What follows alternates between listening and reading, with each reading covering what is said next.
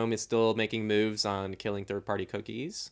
which is crazy. Right. All of the stuff that Chrome is It's doing always has like defenders within like the privacy and security community that annoy me. Like with either this thing or Manifest v3, they're like, oh yeah, this new technology that they're replacing cookies with is even better and more privacy respecting. But you know what other browsers are doing? They're just removing cookies without replacing it with new surveillance technology at all. You could just not have it.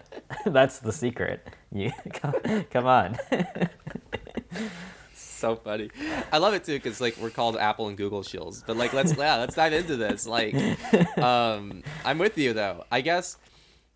Are there any legitimate arguments? Like, I'm going to try to play at devil's advocate here. Are there any legitimate arguments you've seen for why Manifest v3 is a significant security improvement that couldn't be implemented into v2? That couldn't be implemented into v2? No. Because the whole thing is just Chrome's policies anyways. Manifest v3 has new improvements.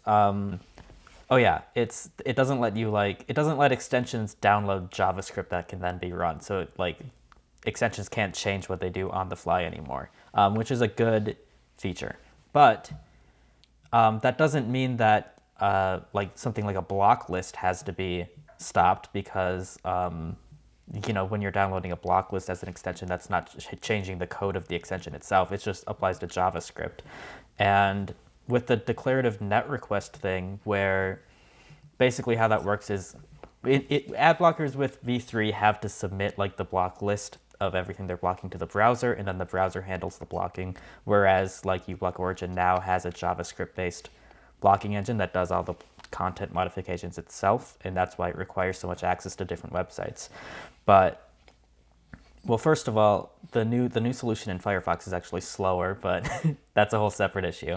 But there's also there's no reason that has to completely replace the existing solutions. Like all of these things could work side by side, and they don't because Google just doesn't want to give robust ad blocking technology to consumers anymore because they'd rather you watch YouTube with ads and that kind of thing, right? Of course. That's pretty much their only justification for it.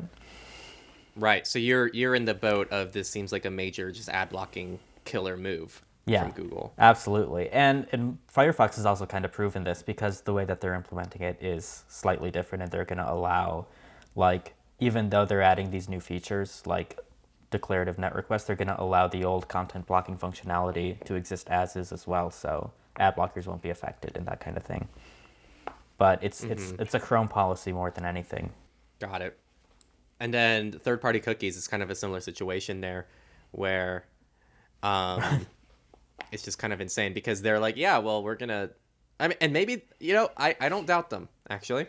I think what they're saying is truthful. I think that their privacy sandbox, most misleading name, of course, because privacy sandbox sounds like, wow, this is gonna improve my privacy. Look, I should really utilize this feature, when it's just like a new way to serve people ads, and I bet it is more privacy respecting, but it still has to have a layer of control of Google. It still has the sole purpose of serving you advertisements, which I think has other issues.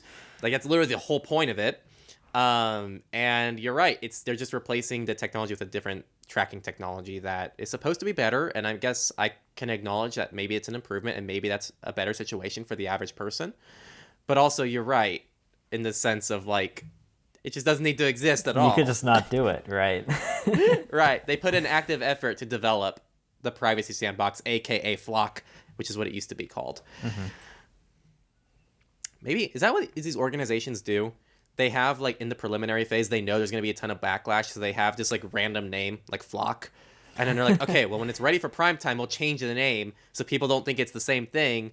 And yeah, I think that's definitely a strategy. I think a lot of people do that. They try. It's just ways that these things can fly under the radar. They try a super complicated and technical name first and hope people don't notice it. I don't remember what Flock even stands for. It's like Federated something. I don't know. But and then when that doesn't work, or if that doesn't work, then they try like the privacy approach where they just name it privacy and hope people assume it's private without even though it has nothing to do with privacy.